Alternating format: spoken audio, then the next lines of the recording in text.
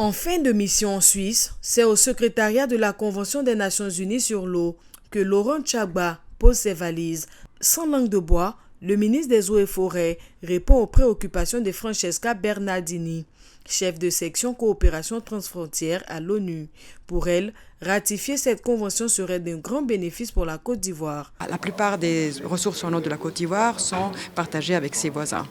Donc la Côte d'Ivoire va profiter d'un cadre légal international qui fixe les règles, les droits et les obligations du pays pour que ces ressources en eau qui sont tellement précieuses pour le développement de la Côte d'Ivoire puissent être gérées de façon durable. Environ 74% de la superficie de l'UEMOA se trouve dans des bassins fluviaux transfrontaliers.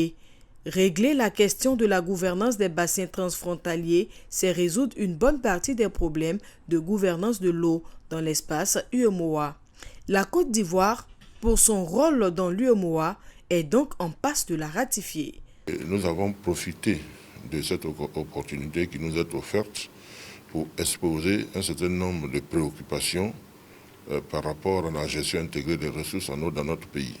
Nous avons le cas avec le Ghana, à savoir la Tanoé, la Bia, où nous avons d'énormes difficultés dans la mesure où on est confronté à la pollution des ressources en eau par l'orpaillage clandestin. La Convention des Nations Unies sur l'eau est une occasion unique d'accélérer les progrès vers l'accès universel à l'eau potable et à l'assainissement d'ici à 2030.